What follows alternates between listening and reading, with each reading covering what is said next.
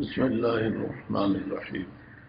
الحمد لله كفى والصلاة والسلام على سيد المصطفى وآله المجتبى. أما بعد فأعوذ بالله من الشيطان الرجيم. بسم الله الرحمن الرحيم. والذين جاهدوا فينا لنهدينهم سبلنا وإن الله لمع المحسنين. صدق الله العظيم.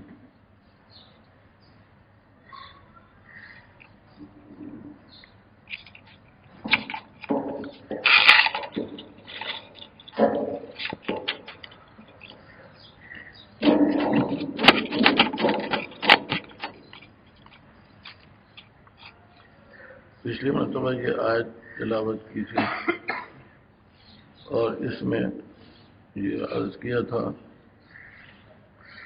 کہ اس آیت میں اگر یہ کہا جائے کہ اللہ تعالی نے پورا سلوک و تصوف بیان فرما دیا تو اس میں کوئی شک نہیں ہے۔ اس آیت کے اندر غور کیا جائے تو ان باتوں پر سب سے پہلے غور کرنا چاہیے۔ والذین جاہدوا فینا، جاہد یجاہد و مجاہدتاً کے معنی مجاہدے کے ہیں، یعنی جد و جہد کرنا۔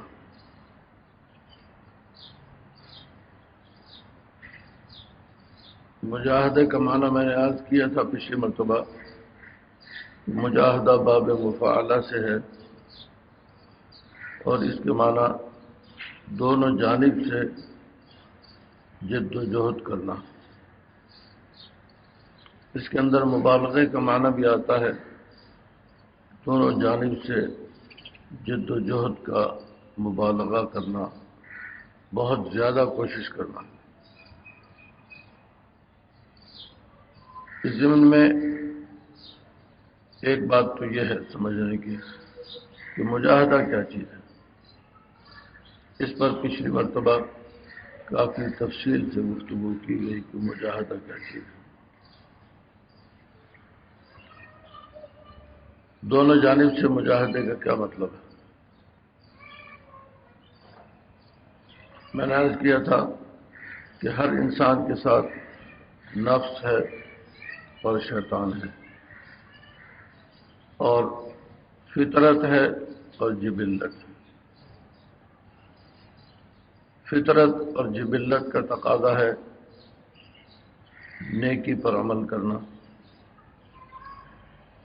نیکی کی ترغیب دینا،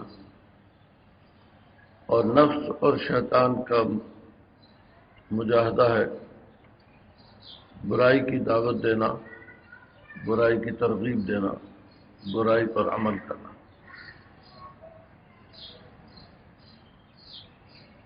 نفس اور شیطان میں اور فطرت اور جبلت کے اندر مستقل مقابلہ ہے۔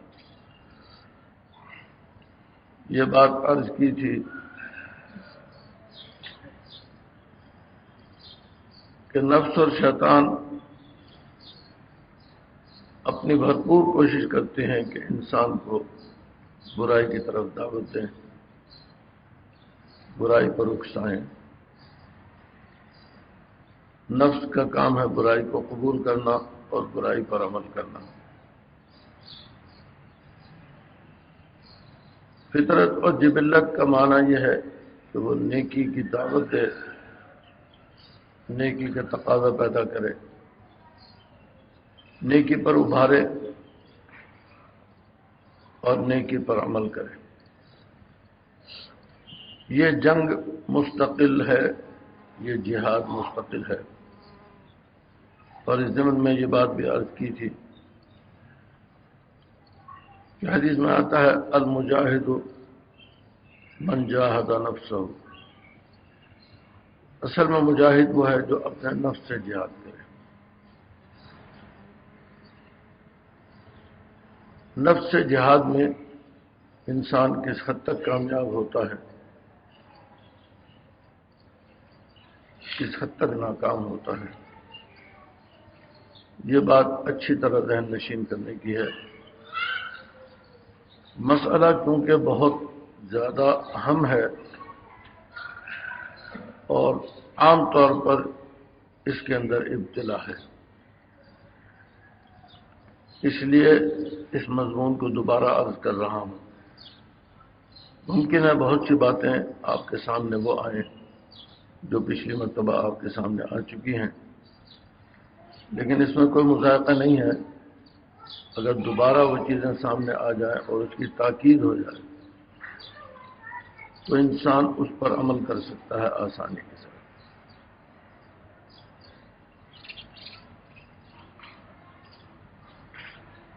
نفس و شیطان مستقل انسان کو برائی کی طرف دعوت دیتے ہیں۔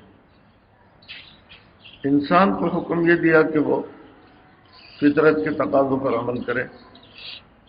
ہر بچہ جب پیدا ہوتا ہے تو فطرت سلیمہ پر پیدا ہوتا ہے۔ اس کے اندر یہ صلاحیت ہوتی ہے کہ اگر یہ بات بھی پچھلی مرتبہ آ چکی ہے، اگر انسان کسی ایسی وادی میں، کسی ایسے جنگل میں، کسی ایسے غار میں پرورش پالے جہاں کوئی اس کو دین بتانے والا کوئی آدمی نہ ملے، وہاں بھی فطرت انسانی کا تقاضا یہ ہے کہ اس کو یہ سوال اس کے ذہن میں آنا چاہیے کہ یہ اتنی بڑی کائنات خود بخود نہیں ہو سکتی، اس کا پیدا کرنے والا کوئی نہ کوئی ضرور ہے۔ خود بخود کوئی چیز نہیں ہو سکتی۔ روزمرہ کی زندگی میں آدمی مشاہدہ کرتا ہے، خود بخود کوئی کام نہیں ہوتا، ہر کام کے لیے اسباب اختیار کرنے پڑتے ہیں، جد و جہد کرنی پڑتی ہے۔ خود بخود پیدا ہونے والی کوئی چیز نہیں ہے۔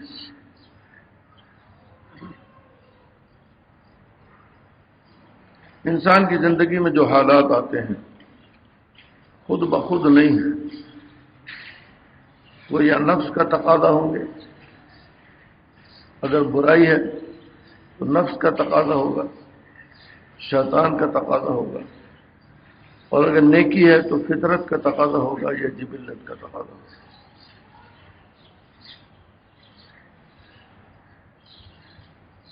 اس میں مسلسل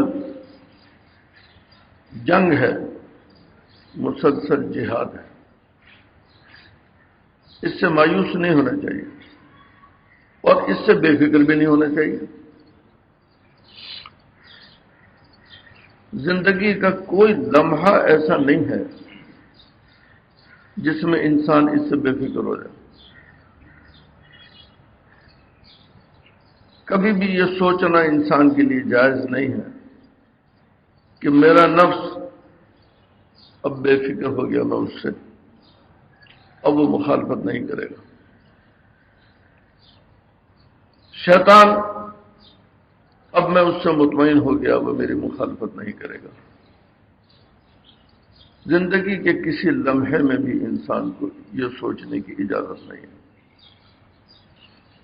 ہر وقت بڑے سے بڑے آدمی، ہر وقت یہ خطرہ لگا ہوا ہے کہ کہیں میرا شیطان اور میرا نفس مجھے ورغلا نہ دے، کہیں ایسا نہ ہو کہ میرا ایمان ہی جاتا رہے۔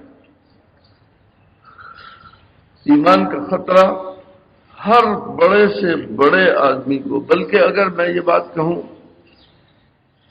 کہ جتنا بڑا آدمی ہوگا اتنا ہی وہ زیادہ پریشان ہوگا، اس لیے کہ وہ نفس اور شیطان کے مقاصد کو، ان کے فریب کو، ان کی چالوں کو اچھی طرح سمجھتے ہیں۔ جتنا بڑا آدمی ہوگا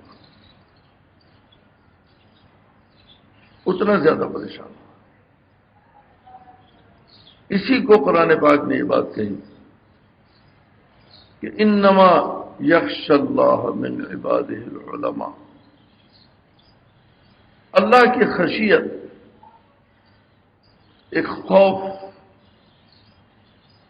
خشیت اس خوف کو کہتے ہیں جو انسان کو عمل پر ابھارے، آمادہ کرے۔ اللہ کی خشیت اللہ کے بندوں میں سب سے زیادہ علماء کے اندر ہوتی ہے، اس لیے کہ وہ اپنے علم کی برکت سے شیطان اور نفس کو اچھی طرح جانتے اور سمجھتے ہیں۔ کتنا خوف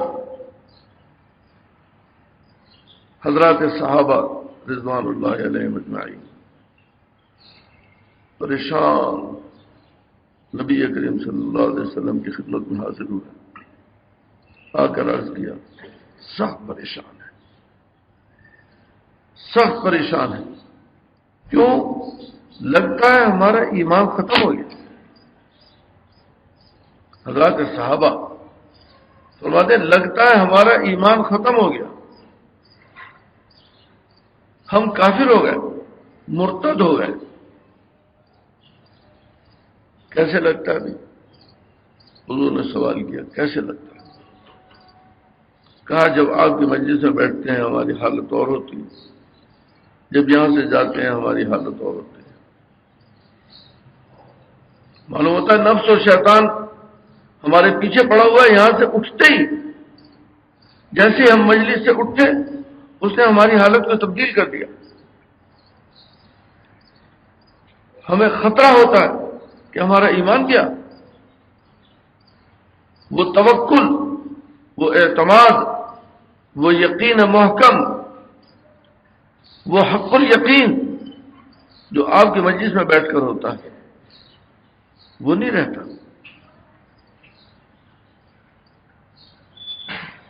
خوف زدہ ہے۔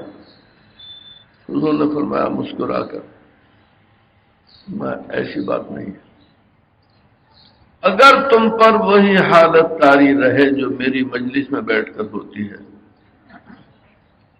تو اتنے ملائکہ تمہارے سامنے آئیں تمہیں مصافحہ کریں، اتنے ملائکہ آئیں کہ تمہیں چلنے کا راستہ نہ ملے۔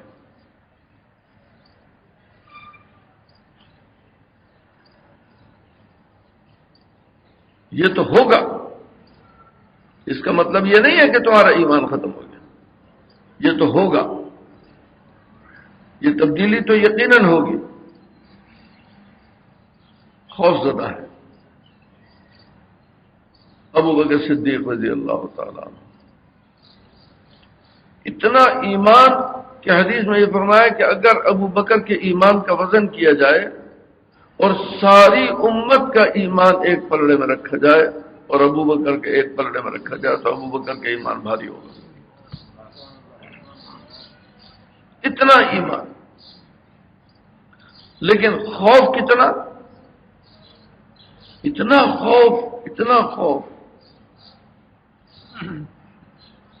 کہ حذیفہ ابن الیمان ایک صحابی ہیں، ان کو حضور نے منافقین کے نام بتلا دیے تھے۔ انہیں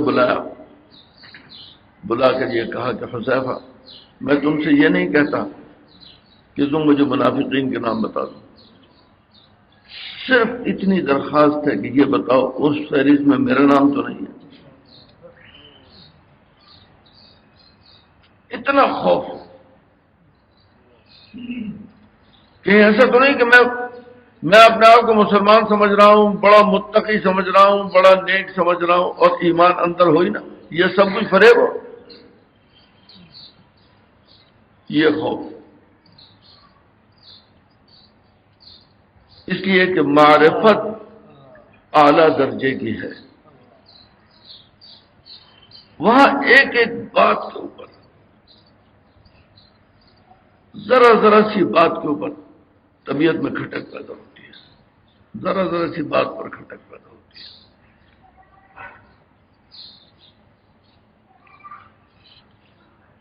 حضرت عمر رضی اللہ تعالیٰ حدیث میں یہ فرمایا کہ اگر میرے بعد کوئی نبی ہوتا تو عمر بن الخطاب نبی ہوتے۔ دوسری حدیث میں فرمایا کہ اللہ نے ان اللہ وضع الحق علی لسان عمر بن الخطاب، اللہ نے عمر بن الخطاب کی زبان پر حق رکھ دیا، حق کے علاوہ کوئی بات اس کی زبان سے نہیں نکلے گی۔ خوف کا یہ عالم ہم تصور بھی نہیں کر سکتے اس خوف کا۔ فرماتے ہیں کہ میں سوچ رہا تھا اگر حق تعالی شانہ نے یہ اعلان کیا کہ میں نے ساری امت کو بخش دیا سوائے ایک آدمی، مجھے خطرہ ہے کہ وہ ایک آدمی میں ہی ہوں گا، ساری امت بخشی جائے گی لیکن میرا ایمان قابل قبول نہیں۔ یہ کیا ہے؟ اس کے ساتھ اللہ سے امید اتنی فرماتے ہیں کہ ساتھ ہی یہ خیال بھی آتا ہے اگر یہ اعلان ہوا کہ میں کسی کو نہیں بخشوں گا، پوری امت کو میں نہیں بخشوں گا سوائے ایک آدمی کے، تو مجھے امید ہے کہ وہ ایک میں ہی ہوں گا۔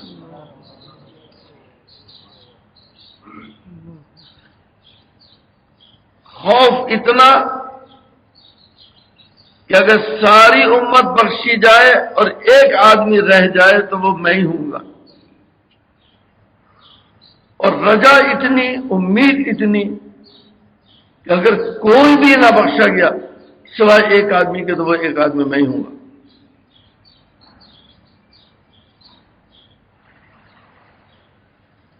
کوئی آدمی کسی جگہ مطمئن نہیں ہو سکتا۔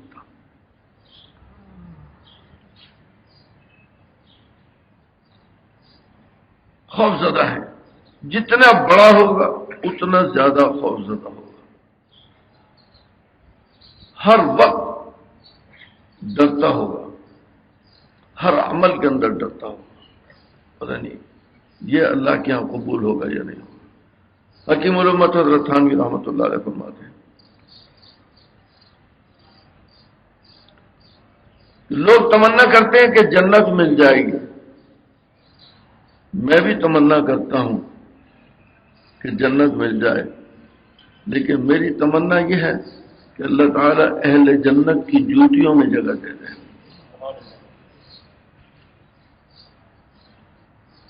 جنت کے مقامات میری نظر میں نہیں ہیں کہ مجھے فلاں مقام مل جائے، فلاں مقام مل جائے، فلاں مقام مل جائے، میرے اعمال ایسے ہیں مجھے جنت الفردوس مل جائے، فردوس کا بھی اعلیٰ ترین مقام مل جائے، نہیں، میرے دل میں خواہش یہ ہوتی ہے حق تعالی شانہ اپنی رحمت کا معاملہ فرمائیں، پردہ ڈال دیں، ڈھک دیں، اور مجھے اہل جنت کی جوتیوں میں جگہ دے دیں۔ ایک صاحب آئے حاجی امداد اللہ صاحب مہاجر مکی رحمۃ اللہ علیہ، حضرت کوئی ایسا عمل بتائیں کہ نبی کریم صلی اللہ علیہ وسلم کی زیارت ہو جائے۔ حاجی صاحب سے درخواست کریں، فرمایا بھائی تم بڑے آدمی ہو، بڑا حوصلہ ہے، بہت بڑی تمنا کر رہے ہو،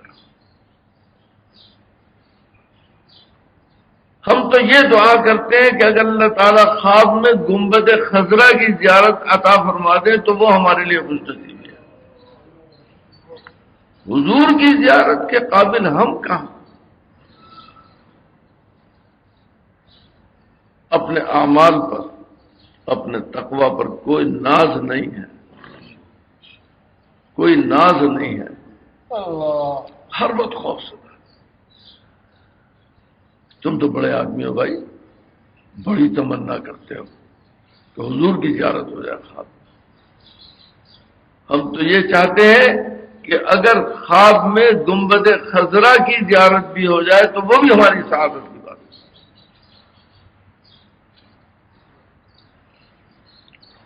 میں کر رہا ہوں کہ آپ اس بات پر غور کریں گے، ان واقعات پر، کہ جتنا بڑا آدمی ہوگا اتنے خوف سے نفس اور شیطان یہ اتنا بڑا خطرہ ہے انسان کے لیے، ساری زندگی اس کے ساتھ جہاد کرتے ہوئے گزر جائے۔ والذین جاہدوا فینا کے معنی ہے۔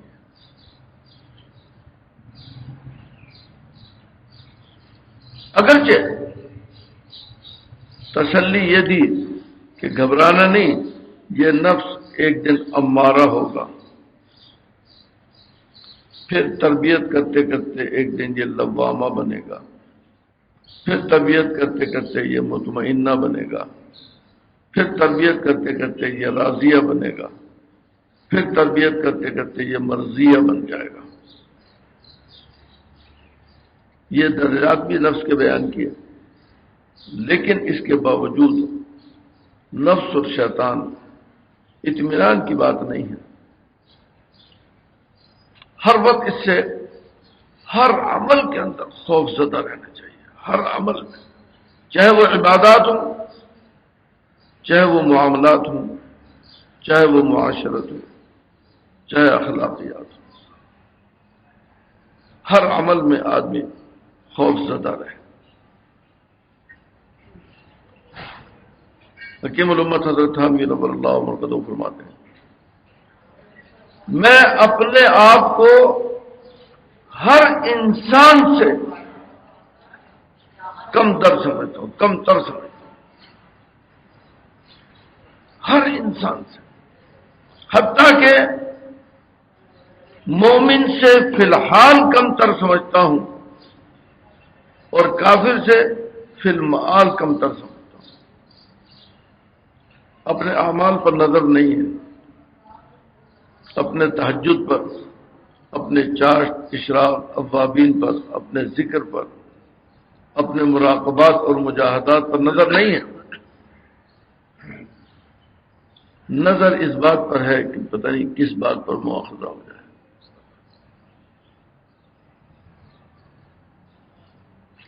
حدیث میں فرمایا رسول اللہ صلی اللہ علیہ وسلم نے، کوئی آدمی اپنے اعمال کی وجہ سے نہیں بخشا جائے گا، اللہ کے فضل اور اس کی رحمت سے بخشا جائے گا۔ ایک صحابی کھڑے ہوئے، انہوں نے سوال کیا، ولا انت یا رسول، آپ بھی اپنے اعمال کی وجہ سے نہیں بخشے جائیں؟ ہمیں تو یہ سمجھنا چاہیے کہ ہم اپنے اعمال کی وجہ سے نہیں بخشے جائیں گے، لیکن کیا آپ بھی اپنے اعمال کی وجہ سے؟ فرمایا ولا انا الا ان يتغمدني اللہ برحمتہ، میں بھی اپنے اعمال کی وجہ سے نہیں بخشا جاؤں گا مگر یہ کہ اللہ تعالیٰ اپنے رحمت کے اندر چھپا لے۔ اگر نبی کی نظر یہ ہے کہ میں اپنے اعمال کی وجہ سے نہیں بخشا جاؤں گا، تو ہماری نظر کا کیا حال ہونا چاہیے؟ ہماری نمازیں، ہمارے روزے، ہمارے حج، ہماری زکاتیں، ہمارا ذکر و شغل، ہمارے اعمال، وہ کہاں اس قابل؟ اگلا مرحلہ اس کے اندر جو مجھے آج عرض کرنا ہے وہ ہے والذین جاہدوا فینا۔ فینا کا مطلب کیا ہے؟ فینا کا مطلب یہ ہم میں غور کرو، جو لوگ مجاہدہ کرتے ہیں ہم میں، یعنی ہمارے دین میں،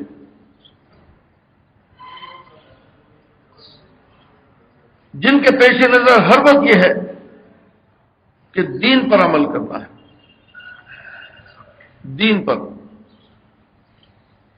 دنیا اور دین، دنیا اور آخرت۔ دنیا کیا چیز ہے؟ مومن کا یہ عقیدہ ہے کہ مرنے کے بعد دوبارہ زندہ ہونا برحق ہے، والبعث بعد الموت، اور دوبارہ زندہ ہونے کے بعد جو زندگی ملے گی وہ لازوال ہے، وہ پھر کبھی ختم نہیں ہوگی۔ مومن کا یہ عقیدہ ہے کہ یہ دنیا ہمارے لیے صرف آخرت کی کھیتی ہے، یہاں جو کام بھی کریں گے چھوٹا بڑا اچھا برا جو کام بھی کریں گے آخرت میں جا کر وہ ہمارے سامنے آ جائے گا، اور اس کی جزا یا اس کی سزا کا معاملہ ہمارے سامنے آئے گا۔ چھوٹے سے چھوٹا کام، کسی کی طرف دیکھنا، کسی کو دیکھ کر مسکرانا، کسی کو زبان سے کچھ کہنا، زبان کا عمل ہو، آنکھوں کا ہو، کانوں کا ہو، ہاتھ کا ہو، حتیٰ کہ دماغ سے سوچ، کسی کے بارے میں سوچ، ایک ایک چیز کا نام اعمال کے اندر لکھا جائے گا، اور لکھنے کے بعد وہ نام اعمال انسان کی گردن میں لٹکا دیا جائے گا، اور یہ کہا جائے گا اقرأ کتابک، اپنی کتاب کو پڑھ لو، کفا بنفسک اليوم علیک حسیبا، آج اپنا محاسبہ کرنے کے لیے تم خود کافی ہو، خود دیکھو میں کیا کر کے آیا ہوں۔ ایک لفظ بھی اگر زبان سے نکلے گا، ایک لفظ صحیح ہو غلط ہو، سچا ہو جھوٹا ہو، ایک لفظ بھی زبان سے نکلے گا فرشتے اس کو لکھیں گے۔ نیکی کا لفظ ہوگا نیکی کی جگہ لکھا جائے گا، گناہ کا لفظ ہوگا دوسرے دفتر میں لکھا جائے گا۔ ما یلفظ من قول الا لدیہ رقیب عتید، فینا، یہ سوچنا پڑے گا کہ یہ چیز دین ہے یا نہیں جو میں کر رہا ہوں، جو کہہ رہا ہوں دین ہے یا نہیں، جو سن رہا ہوں دین ہے یا نہیں، جو سوچ رہا ہوں وہ دین ہے یا نہیں۔ فینا، ہم میں مجاہدہ کرو، یہ غور کرو دین کیا چیز ہے۔ دین نام ہے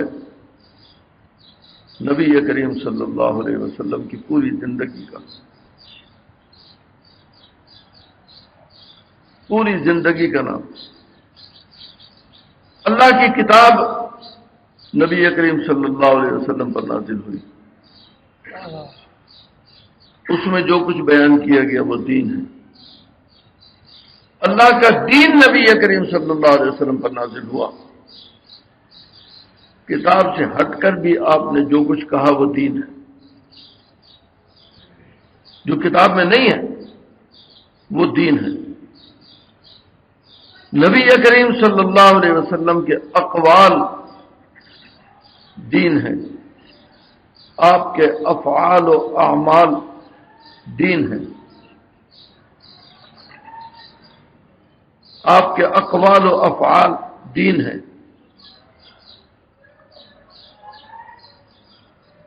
آپ کے سامنے جو کچھ بیان کیا گیا، جو کچھ بھی بیان کیا گیا اس کو آپ نے امت تک پہنچا دیا۔ آپ کی ذمہ داری ہے کہ برائی پر روکیں، نیکی کی اجازت دیں، یہ فریضہ ہے نبی کا۔ اس لیے نبی کے سامنے جو کام کیا گیا اگر نبی نے اس پر منع نہیں کیا تو وہ دین ہے۔ نبی کے سامنے جو کام کیا گیا اگر نبی نے اس کو منع نہیں کیا تو وہ دین ہے۔ تین اقوال دین، افعال و اعمال دین، اور آپ کا خاموش رہنا دین، تین چیزیں۔ نمبر 4، آپ کے سامنے بیٹھ کر تربیت حاصل کرنے والے حضرات صحابہ رضوان اللہ علیہم اجمعین، ان کے اعمال، ان کے اعمال وہ دین ہے۔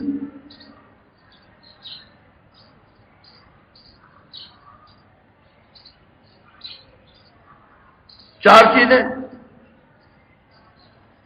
ذہن نشین رکھیے گا، حضور کے اقوال، افعال و اعمال، آپ کی خاموشی، اور حضرات صحابہ رضوان اللہ علیہم اجمعین کے اعمال،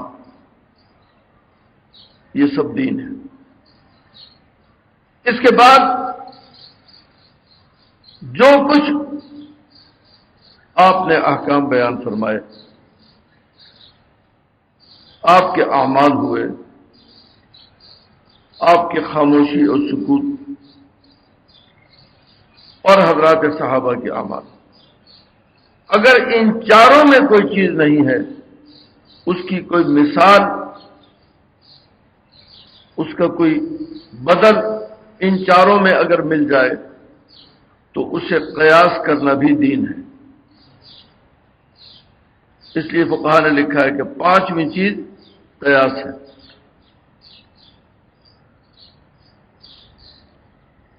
یہ بھی دین ہے۔ اگر کوئی ایسی بات ہو کہ نہ وہ حضور صلی اللہ علیہ وسلم کے ارشادات میں موجود ہو، نہ حضور کے اعمال و افعال میں موجود ہو، نہ حضور کے سامنے کیا گیا ہو اور آپ نے اس پر سکوت اختیار کیا ہو، نہ حضور کے سکوت میں موجود ہو، نہ حضرات صحابہ کے اعمال میں موجود ہو، نہ قیاس کی گنجائش ہو، وہ دین نہیں ہے۔ اس کو دین سمجھنا بدعت ہے۔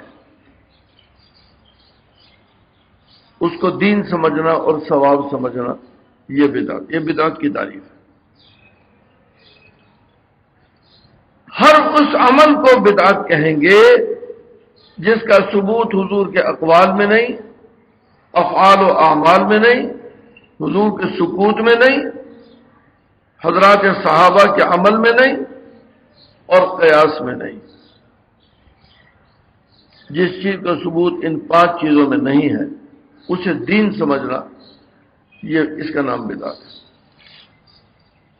اور حدیث میں فرمایا کل بدعت ضلالہ، ہر بدعت گمراہی ہے، وکل ضلالۃ فی النار، اور ہر گمراہی آگ میں جائے گی، جہنم میں لے جائے گی۔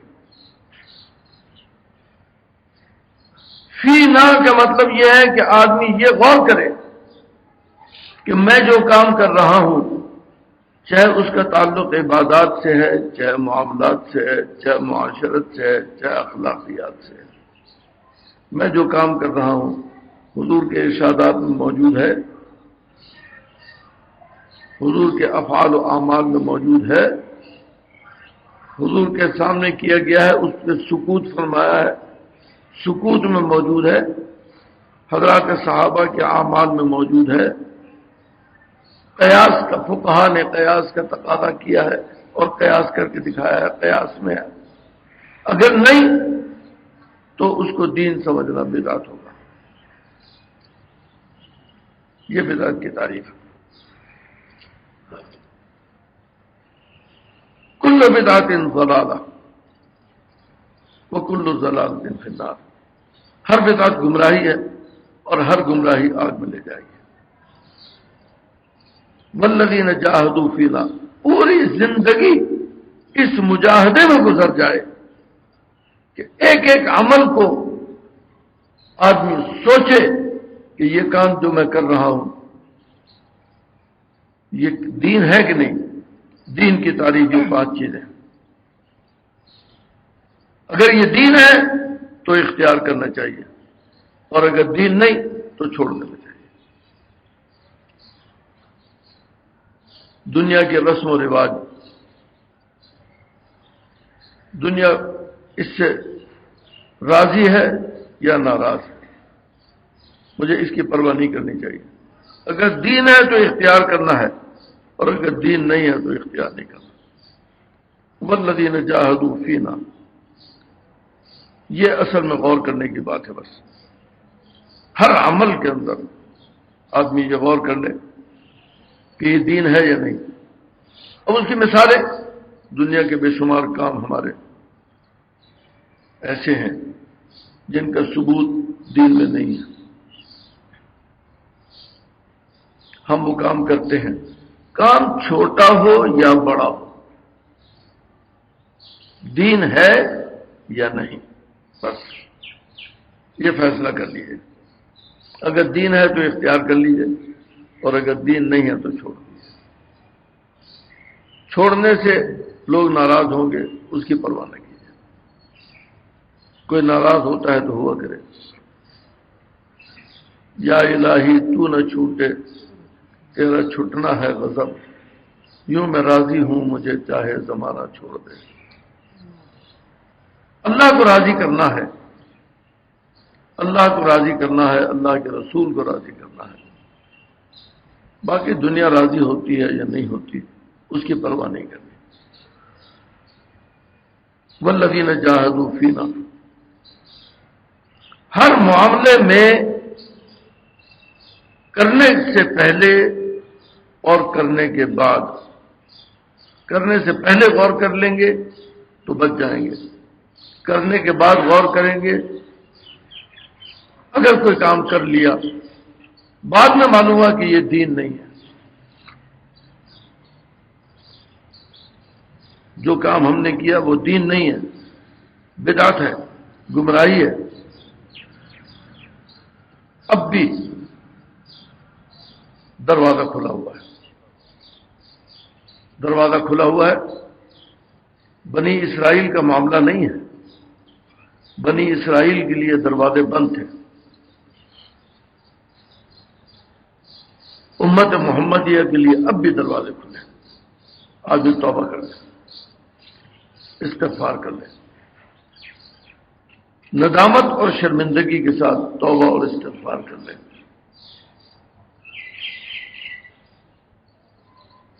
اب بھی دروازے کھلے ہوئے. اسی لیے حضرت ڈاکٹر صاحب رحمۃ اللہ علیہ فرماتے تھے کہ گناہ کرنے کے بعد بھی مقام ہے الحمدللہ کہنے کا.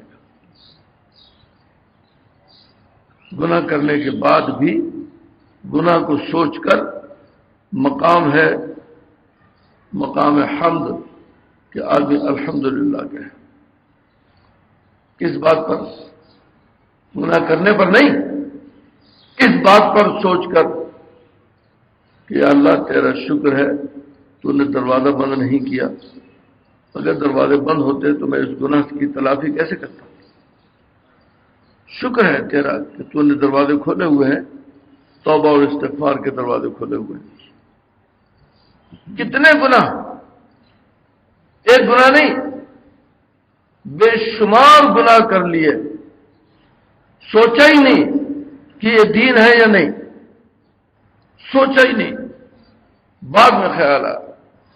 کبھی جا کے زندگی میں بڑھاپے میں جا کر احساس ہوا کہ ساری زندگی کبھی سوچا ہی نہیں کہ یہ دین ہے یا نہیں. آج احساس ہو رہا ہے. اب کیا ہوگا؟ الحمدللہ. آج بھی الحمدللہ کہیے، اس لیے کہ دروازہ آج بھی کھلا ہوا ہے، دروازہ بند نہیں ہے. جب تک زندگی ہے دروازہ کھلا ہوا ہے، توبہ اور استغفار کا دروازہ کھلا ہوا ہے. آج بھی توبہ کر لیں. کتنے گناہ ہوں گے؟ حضرت ڈاکٹر صاحب رحمۃ اللہ علیہ فرماتے تھے گناہوں سے زمین بھر گئی، آسمان بھر گئے، زمین و آسمان کے درمیان کا خلا بھر گیا، لامتناہی گناہ.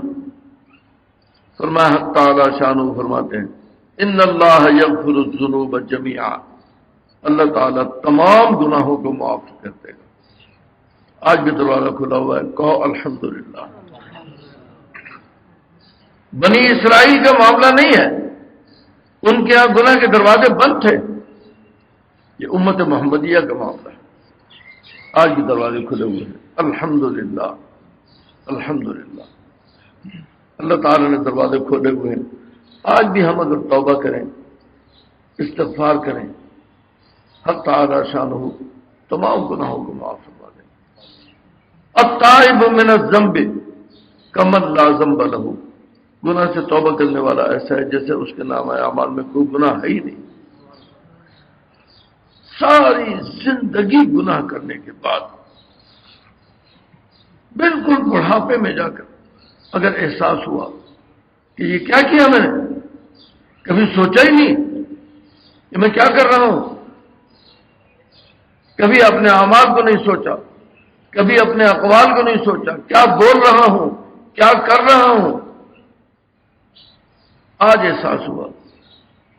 لا تقنطوا من رحمت اللہ، اللہ کی رحمت سے اب بھی مایوس مت ہونا۔ ان اللہ یغفر الذنوب جميعا، اللہ تعالیٰ تمام گناہوں کو معاف فرما دیں گے۔ آج بھی دروازہ کھلا ہوا ہے توبہ کا، اللہ سے توبہ کر کے اپنے گناہوں کی معافی کروائی جا سکتی ہے۔ مقام شکر ہے کہ اللہ نے دروازے بند نہیں کیے۔ مقام صبر ہے کہ آج بھی ہم اگر چاہیں تو جم کر ماضی کی تلافی کر سکتے ہیں۔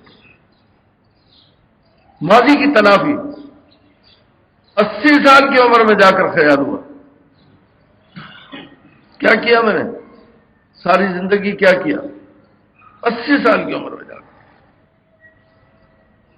اب زندگی کتنی باقی رہ گئی، 2-4 سال۔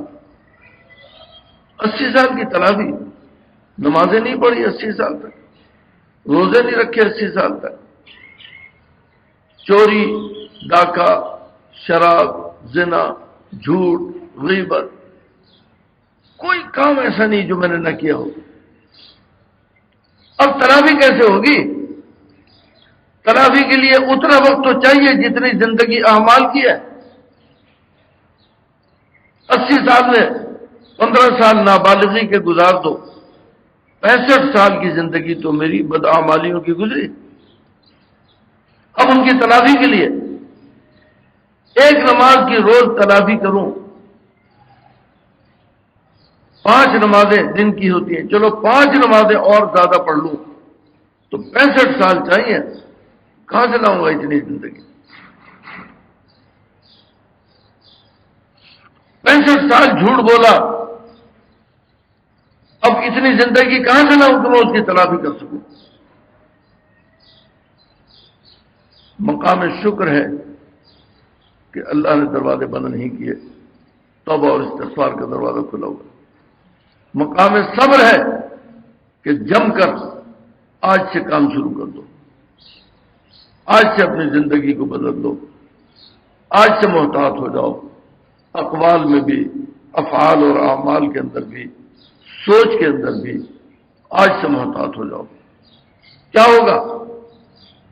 اتنی زندگی کی تلافی، حدیث میں فرمایا کہ جب انسان ارادہ کر کے نیکی پر عمل شروع کر دے تو اگر وہ مر بھی جائے گا تو اس کے نامہ اعمال کے اندر وہ اس کا ارادہ اس کی پوری زندگی کی تلافی کر دے گا، بشرطے کہ آج فیصلہ کر لے، بشرطے کہ آج فیصلہ کر لے کہ آج کے بعد کوئی گناہ نہیں کروں گا۔ سوچ، آنکھیں، کان، زبان، ہر چیز کی حفاظت کروں گا، ہر چیز کو اللہ کے احکام کے مطابق گزاروں گا۔ تو ماضی کی زندگی چاہے کتنی بھی ہو،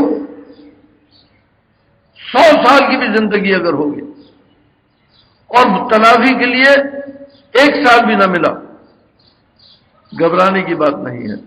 جب ارادہ پختہ کر لیا، ارادہ یہ کرو کہ اللہ تعالیٰ تلافی کا وقت عطا فرمائے تو میں پوری زندگی کی تلافی کروں گا،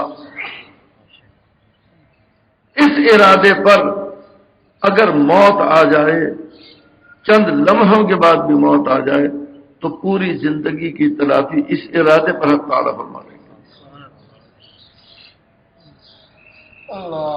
مقام صبر ہے، جم کر کام کرنے کی بات ہے، ہمت سے کام لے۔ حضرت فرماتے ہیں، حضرت تھانوی رحمۃ اللہ علیہ، تصوف و سلوک کیا چیز ہے؟ فرمایا 2 لفظوں کی بات ہے، صرف 2 لفظ ہے۔ سارا سلوک و تصوف ابھی یاد کر لو، اسی مجلس کے اندر یاد ہو جائے گا۔ جس نیکی کا تقاضا سامنے آئے ہمت کر کے اس نیکی پر عمل کرنا ہے، چھوڑنا نہیں ہے، ہمت کر کے اس نیکی پر عمل کرنا ہے، کسی کی پرواہ نہیں کرنی کوئی کیا کہے گا۔ جس نیکی کا تقاضا سامنے آئے ہمت کر کے اس نیکی پر عمل کرنا ہے، جس گناہ کا تقاضا سامنے آئے ہمت کر کے اس سے بچنا ہے، بس یہ 2 لفظ ہیں۔ پوری زندگی کا حاصل اور پورا سلوک و تصوف ان 2 لفظوں کے اندر ہے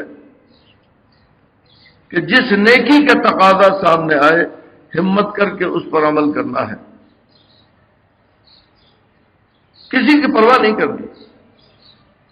جس گناہ کا تقاضا سامنے آئے ہمت کر کے اس سے بچنا ہے، کوئی کیا کہے گا اس کی پرواہ نہیں کرنی، بس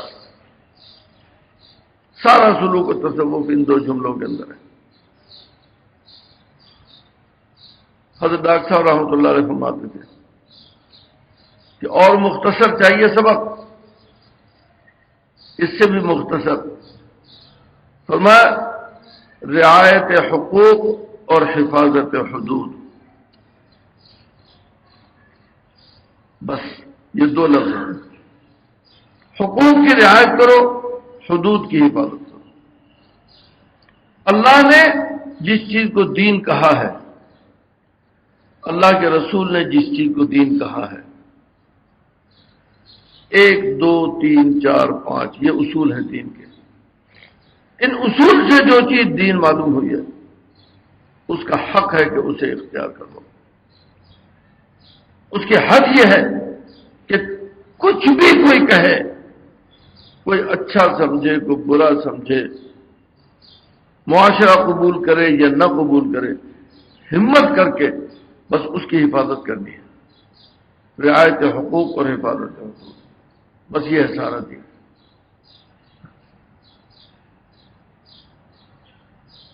مقام شکر بھی ہے، مقام صبر بھی ہے۔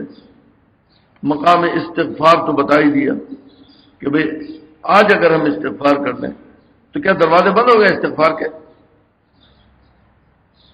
کیا اللہ تعالیٰ نے منع کر دیا کہ اب تم توبہ کرو گے تو میں قبول نہیں کروں گا؟ جب تک نزع کی کیفیت نہ آئے اس وقت تک انسان کی توبہ قبول ہوتی ہے۔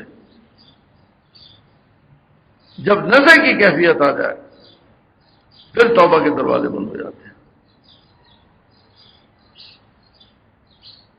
حاجی امداد اللہ صاحب مہاجر مکی رحمۃ اللہ علیہ کے بعد ایک ہندو آیا،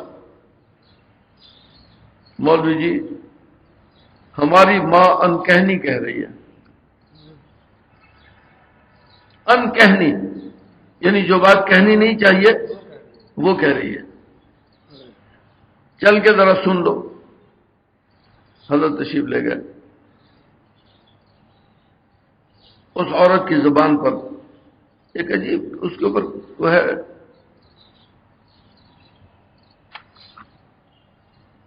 اس کی زبان پر یہ جملہ ہے، فادخلی فی عبادی وادخلی جنتی۔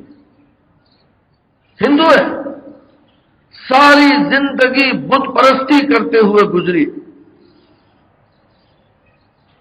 ساری زندگی جھوٹ بولتے ہوئے، شرابیں پیتے ہوئے، نہ جانے کیا کیا گناہ کرتے ہوئے گزری، آخری وقت ہے، اب اس کی زبان پر یہ جملہ ہے، فادخلی فی عبادی وادخلی جنتی، میرے بندوں میں داخل ہو اور میری جنت میں داخل ہو جاؤ۔ فادخلی فی عبادی، تم میرے بندوں میں داخل ہوئے، اور وادخلی جنتی، اور میری جنت میں داخل ہو۔ حضرت عائشہ صاحب رحمۃ اللہ علیہ نے سنا غور سے تو فرمایا بی بی کہو اشہد ان لا الہ الا اللہ و اشہد ان محمد رسول اللہ۔ اس نے یہ جملہ کہا اشہد ان لا الہ الا اللہ و اشہد ان محمد رسول اللہ، اور اس کے بعد اس کا انتقال ہو۔ اب جھگڑا ہوا، ہندو کہتے ہیں کہ یہ تو ہندو ہے، ساری زندگی بت پرستی کرتی رہی، ہم اس کو جلائیں گے۔ حضرت نے فرمایا یہ تو مسلمان ہو گئی، مسلمان ہو گئی، اب اس کی زندگی بدل گئی، ہم اس کو لے کے جائیں گے، اس کو غسل دیں گے، اس کو کفن دیں گے، اس کی نماز جنازہ پڑھیں گے، اس کو مسلمانوں کے قبرستان میں دفن کریں گے۔ اب اس پر جھگڑا ہو رہا، آخر حضرت اٹھا کے لے آئے۔ تو آخری وقت نزع کی کیفیت، اور نزع کی کیفیت سے پہلے اس کی زبان پر یہ جملہ آ گیا، فادخلی فی عبادی وادخلی جنتی۔ تو نزع کا ایمان تو قبول نہیں ہوتا۔ نزع کی کیفیت وہ ہے جو فرعون پر طاری ہوئی، حتی اذا ادرکہ الغرق،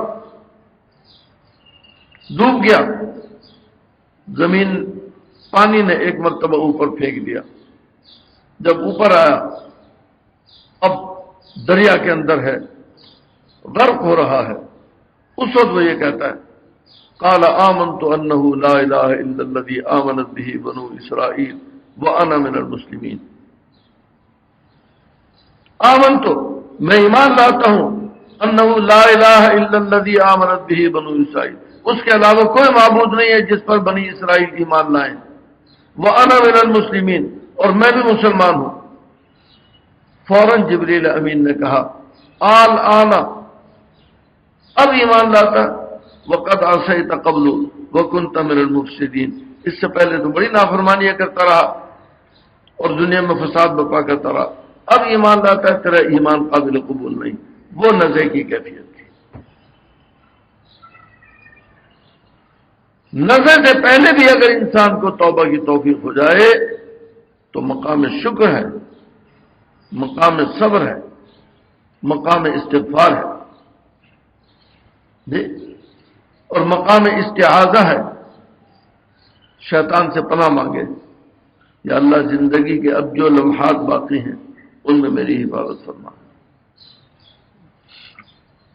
لا حول ولا قوت الا باللہ، لا حول ولا قوت الا باللہ۔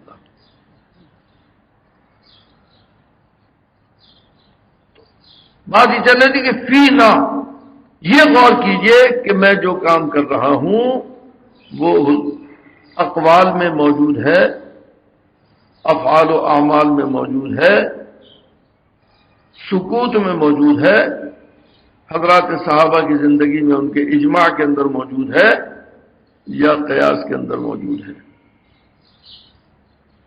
اگر ان دلائل کے اندر وہ چیز موجود ہے تو دین ہے، اور اگر نہیں ہے تو دین نہیں ہے۔ دنیا کچھ بھی کہے وہ دین نہیں ہے۔ والذین جاہدوا فینا، جو لوگ ہمارے راستے میں، ہمارے دین میں یہ سوچ کر کہ یہ دین ہے اس میں قدم رکھیں گے اور اس میں جد و جہد کریں گے، لنہدینہم سبلنا، ان کے لیے ہم راستے کھول دیں گے۔ ہر وقت مسلمان کی یہ ذمہ داری ہے کہ وہ یہ سوچے کہ میں جو کام کر رہا ہوں وہ دین ہے یا نہیں۔ بس حاصل یہ نکلا، لنہدینہم سبلنا، لنہدین، ہم اس کو ضرور بالضرور ہدایت دیں گے، لام تاکید ہے، نون تاکید ہے، ضرور بالضرور ہدایت دیں گے۔ ہدایت کا کیا معنی؟ ہدایت کے دو معنی ہیں۔ انارکلی کہاں ہے؟ بھائی یہاں سے آپ نکلیں گے، ایسے جائیں گے، یہ مال روڈ ہے، آپ سیدھے جائیں گے تو آگے ایک چوک آئے گا اسمبلی کا، اس سے اگلا چوک آئے گا ریگل کا، اس سے اگلا چوک آئے گا ڈاک خانے کا، اس سے اگلا چوک جو آئے گا وہ نیلا گنبد کی طرف ہے، ادھر سے چلے جائیں تب بھی سامنے انارکلی آ جائے گی۔ اس سے اگلا جو چوک ہے ٹولنٹن مارکیٹ کا، وہاں سے آپ دانے ہاتھ کو مڑ جائیے تو سیدھے آپ انارکلی میں چلے جائیں گے۔ راستہ بتا دیا، اس کا معنی بھی ہدایت کیا، اس کا معنی بھی ہدایت کیا۔ دوسرا طریقہ یہ ہے، انارکلی جانا ہے، میں ادھر ہی جا رہا ہوں، آپ میرے ساتھ بیٹھ جائیں، میں آپ کو پہنچا دیتا ہوں۔ اپنے ساتھ گاڑی میں بٹھایا، اب اسے نہیں معلوم کہ اب داہنے مڑے بائیں مڑے کہاں مڑے کتنے چوک درمیان میں آئے کتنا فاصلہ میں نے طے کیا اسے نہیں معلوم. آپ نے انارکلی میں لے جا کے کھڑا کر دیا کہ جی یہ انارکلی ہے. اس کا معنی بھی ہدایت ہے. دونوں ہدایتیں. پہلے طریقے کو کہتے ہیں اراءۃ الطریق راستہ دکھانا. دوسرے طریقے کو کہتے ہیں ایصال الی المطلوب منزل تک پہنچا دینا. پہلا طریقہ ہے اراءۃ الطریق راستہ دکھانا. دوسرا طریقہ ہے ایصال الی المطلوب منزل تک پہنچا دینا. حق تعالی شانہ نے نبی کریم صلی اللہ علیہ وسلم کے لیے قرآن پاک کے اندر فرمایا انک لتہدی الی صراط مستقیم.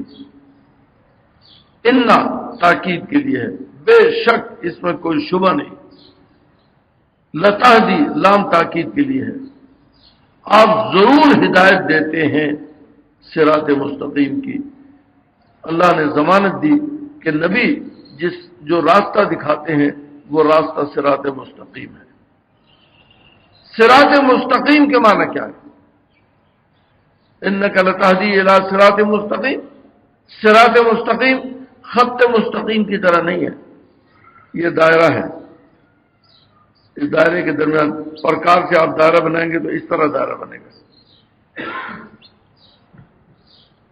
ایک خط جو یہاں سے اس نقطے کو کاٹتے ہوئے یہاں آ جائے گا اسے کہتے ہیں خط مستقیم. اسے کہتے ہیں خط مستدیر دائرے والا خط. یہ دونوں خط مستقیم مستدیر ہیں ادھر کا بھی اور ادھر کا بھی اور اسے کہتے ہیں خط مستقیم. خط مستقیم سب سے چھوٹا خط ہوتا ہے. خط مستدیر یہ لمبا خط ہوتا ہے. صراط مستقیم کسے کہتے ہیں؟ یہ ہے سوچنے کی بات. فارسی کا ایک شعر ہے کہ راہ راست برو اگرچہ دور است. راہ راست پر چلو اگرچہ وہ دور ہو. مولانا ادریس صاحب کاندھلوی رحمۃ اللہ علیہ فرماتے ہیں کہ علامہ شبیر احمد صاحب عثمانی سبق پڑھا کے نکل رہے تھے بخاری کا. میں نے مولانا سے سوال کیا کہ مولانا فارسی کا ایک مصرع ہے اس کا معنی سمجھ میں نہیں آیا. کیا مصرع ہے کہ راہ راست برو اگرچہ دور است. میں کیا مشکل ہے؟ میں نے کہا مشکل یہ ہے کہ راہ راست تو خط مستقیم کو کہتے ہیں. خط مستقیم دور تھوڑی ہوتا ہے وہ تو قریب ہوتا ہے. خط مستقیم تو یہ ہے جو درمیان سے گزرے تو چھوٹا ہوتا ہے. اسے فرما رہے ہیں اگرچہ دور ہے تو دور کیسے ہوا وہ؟ فرمایا مولی ادریس تم نے راہ راست کا ترجمہ غلط کیا. راہ راست خط مستقیم کو نہیں کہتے صراط مستقیم کو کہتے ہیں. صراط مستقیم کیا ہے؟ بے خطر راستہ. بے خطر راستہ اختیار کرو اگرچہ دور کرو. تو معلوم ہے انک لتہدی الی صراط مستقیم.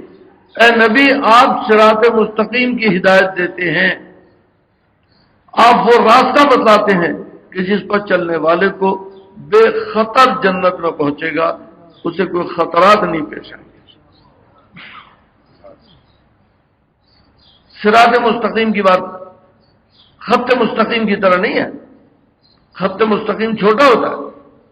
صراط مستقیم کا مطلب یہ ہے کہ وہ راستہ جس میں خطرات کچھ نہیں ہے. شیطان سے اور نفس سے مقاصد شیطان سے جنات سے ہر چیز سے انسان مأمون ہو. اگر آپ کا بتلایا ہوا راستہ اختیار کر لے سنت کا طریقہ اگر اختیار کر لے تو بے خطر چلے گا. اسے کوئی خطرات نہیں پیش آ سکتے. جی جنات نے گھیر لیا آسیب نے گھیر لیا. بھئی آسیب تو اس پر آئے گا نا جسے سیب نہیں کھلاتے تم. جسے تم سیب کھلاؤ گے اس پہ آسیب کیوں آئے گا؟ جی جو آدمی سنت کے راستے پر چلنے والا ہو اس پر کبھی آسیب نہیں آئے گا۔ انک لتہدی الی صراط مستقیم، اللہ کا وعدہ ہے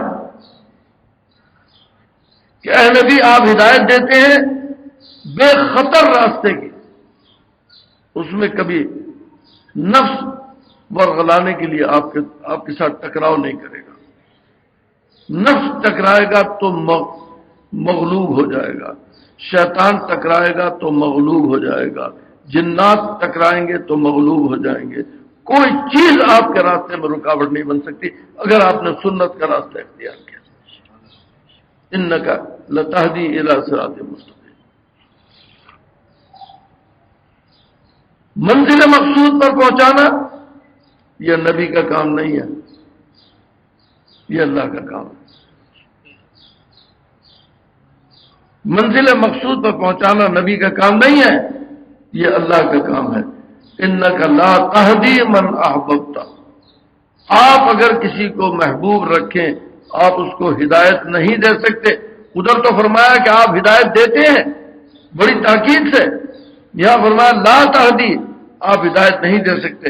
ہدایت کو دونوں معنی سمجھ لیجئے، ایک معنی کے اعتبار سے آپ ہدایت دے سکتے ہیں، یعنی راستہ دکھانے کے اعتبار سے آپ راستہ دکھا سکتے ہیں، اور منزل مقصود پر پہنچانے کے لیے آپ نہیں پہنچا سکتے، یہ اللہ کا کام ہے۔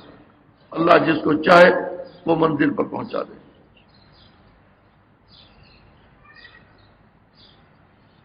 انک لا تہدی من احببت ولکن اللہ یہدی من یشاء، اللہ جس کو چاہے وہ منزل پر پہنچا دے، بے خطر پہنچا دے، ایک سیکنڈ لگتا ہے اللہ کو منزل پر پہنچانے کے لیے، کوئی دیر نہیں لگتی۔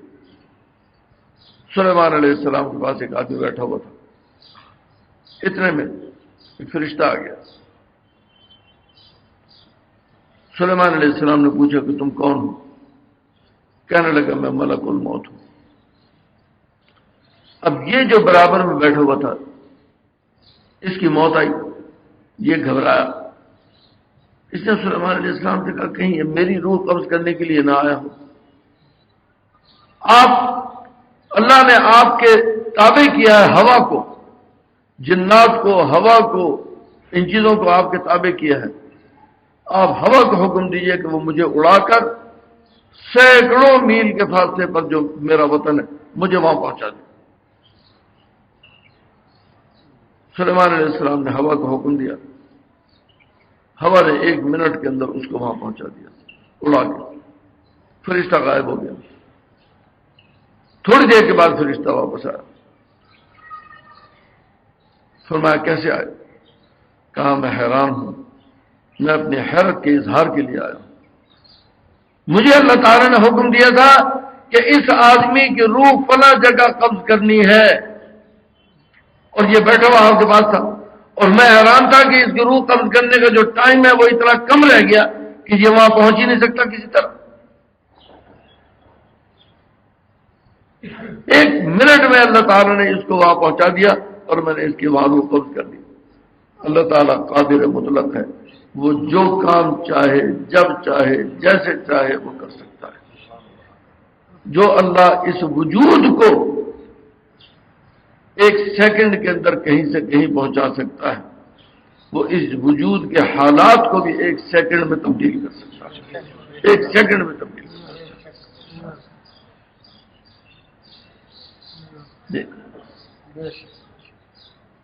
والذین جاہدوا فینا، اب یہ تعالیٰ فرما رہے ہیں یہاں ہدایت کا معنی یہ نہیں ہوگا کہ ہم راستہ دکھا دیں گے تم کو، لنہدینہم سبلنا، ہم تمہیں راستہ دکھا دیں گے، یہ معنی نہیں ہوگا، بلکہ یہاں معنی یہ ہوگا لنہدینہم، ہم تمہیں منزل پر پہنچا دیں گے، سبلنا وہ ہمارے راستے ہیں، جس راستے سے چاہیں گے پہنچا دیں گے۔ ایک راستہ نہیں ہے، بے شمار راستے ہیں، منزل پر پہنچانا ہمارا کام ہے۔ تمہارا کام یہ ہے کہ تم ہر وقت یہ غور کرو، فینا، ہمارے دین میں غور کرو۔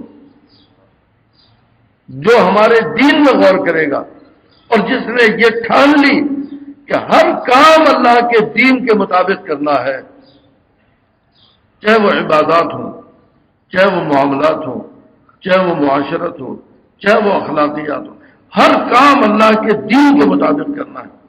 حق تعالیٰ فرماتے ہیں لنہدینہم سبلنا، پھر بے فکر ہو جانا، پھر منزل مقصود پر پہنچانا ہمارا کام ہے، اور اس کے لیے راستے بے شمار ہیں، ہمارے پاس کوئی ایک راستہ نہیں ہے۔ ہم ایک سیکنڈ میں ولایت کا اعلیٰ ترین مقام اگر چاہیں ایک سیکنڈ میں دے سکتے ہیں۔ نبوت تو نہیں ملتی، نبوت تو نہیں ملتی، نبوت تو اللہ تعالیٰ کے خاص بندوں کو بس جتنی مقدر تھی وہ مل چکی، اور نبی کریم صلی اللہ علیہ وسلم آخری نبی اور پیغمبر ہیں، بس وہاں آ کر نبوت ختم ہو گئی۔ اب نبوت تو نہیں ملتی، لیکن ولایت کا اعلیٰ ترین مقام، مقام صدیقیت بھی حق تعالیٰ قادر ہے وہ ایک لمحے کے اندر، ایک سیکنڈ کے اندر مقام صدیقیت پر پہنچا دیں۔ حضرت جنید بغدادی رحمۃ اللہ علیہ پہلوان تھے، شاہی پہلوان تھے۔ ایک آدمی آیا بالکل دبلا پتلا بنا، کہنے لگا میں بادشاہ کے پہلوان سے کشتی کرنا چاہتا ہوں۔ لوگوں نے کہا تو پاگل ہو رہا، تو نے پہلوان کی شکل بھی دیکھی ہے؟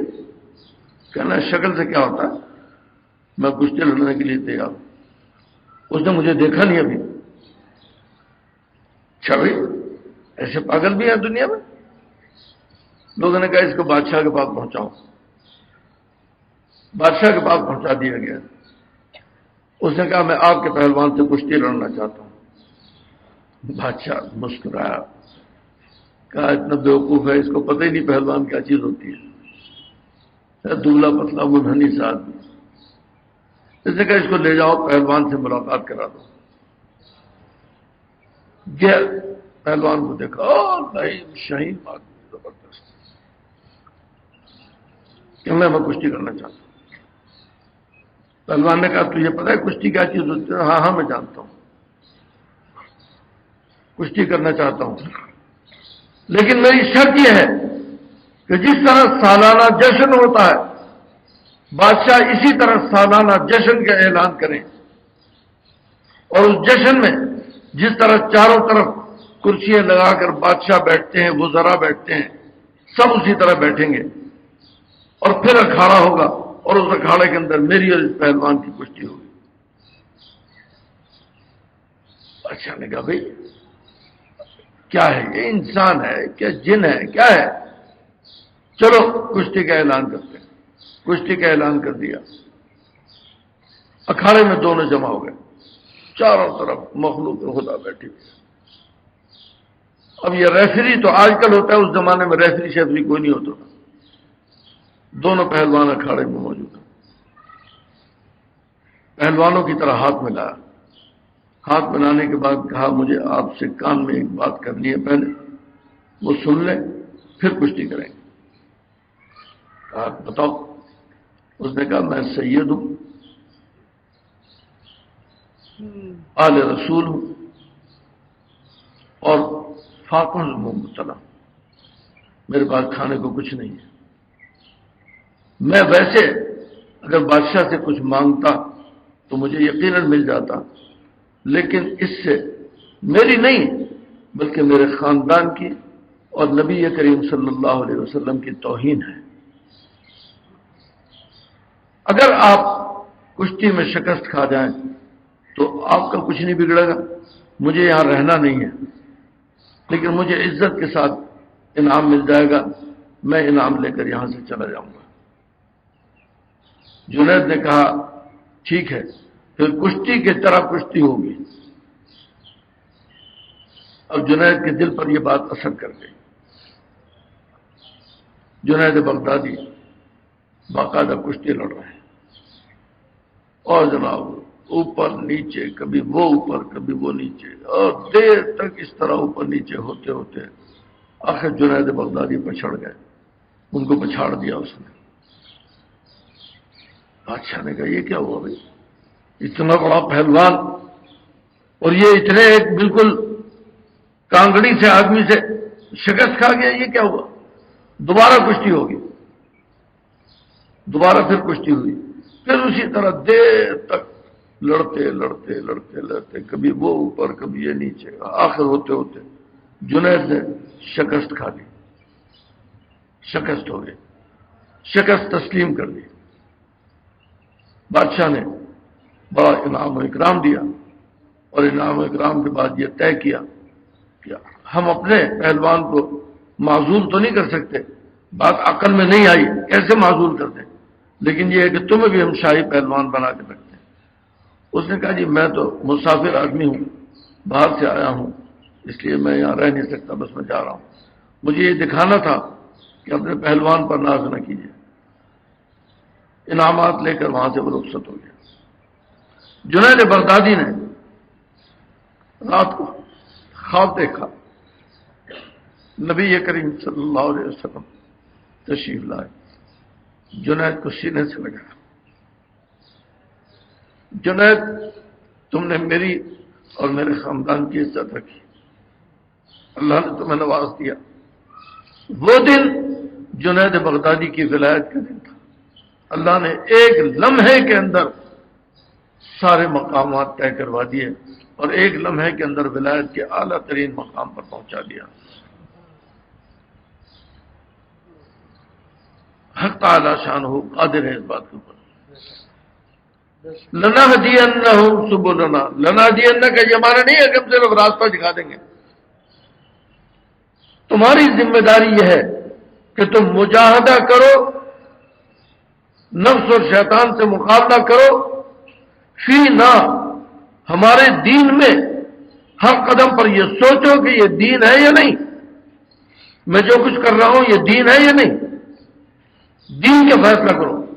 اگر تم نے یہ دو کام کر لیے تو لنہدینہم، پھر تمہارا ہاتھ پکڑ کر وہاں تک پہنچا دینا یہ ہمارا کام. ایک بات حکیم علامہ صدر تھانوی رحمۃ اللہ علیہ کی یاد آ گئی، وہ سنا کے ختم کرتا ہوں بات. حضرت فرماتے ہیں کہ بچہ ہے چھوٹا تھا، 1.5 سال کا، 1.25 سال کا بچہ، چلنا نہیں جانتا، کھڑا ہونا جانتا ہے. آپ اسے کھڑا کرتے ہیں اور کھڑا کر کے کہتے ہیں آؤ آؤ. آپ جانتے ہیں کہ وہ نہیں آ سکتا، پھر آپ کیوں کہہ رہے ہیں؟ یہ کہنا دانائی ہے یا نادانی ہے؟ اسے کوئی بھی نادانی نہیں کہتا. ہم جانتے ہیں کہ وہ نہیں چل سکتا، پھر ہم اسے تکلیف دے رہے ہیں.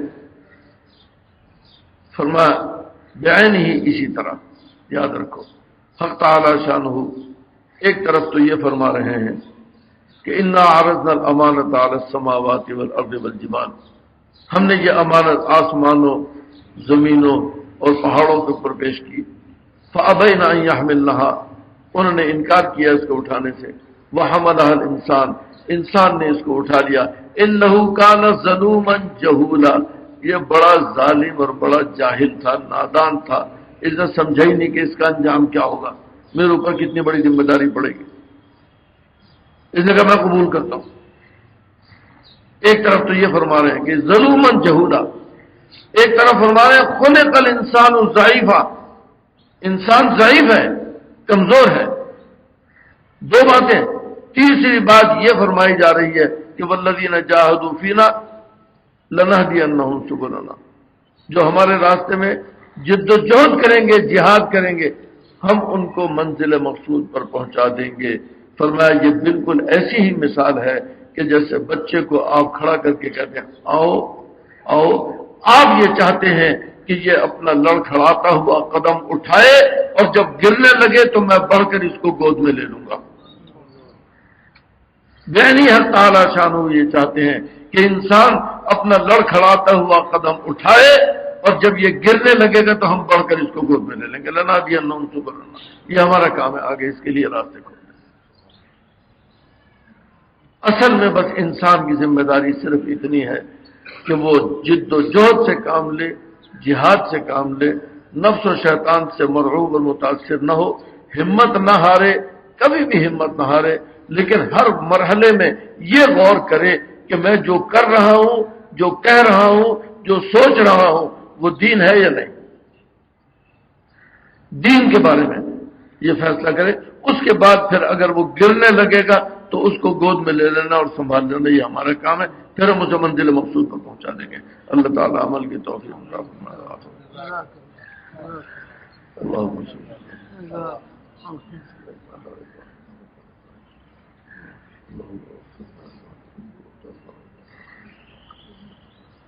یا حی یا قیوم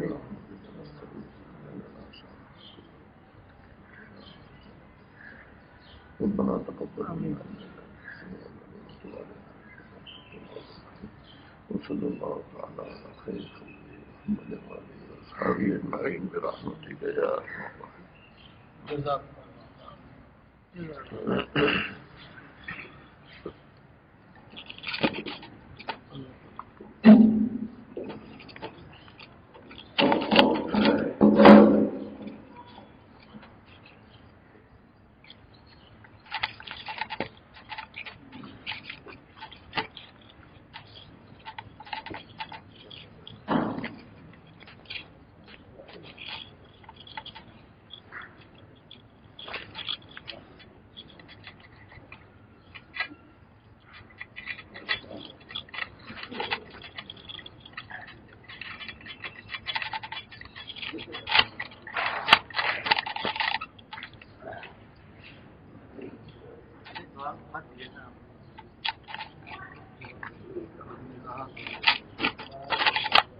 میں پھر آپ کا کام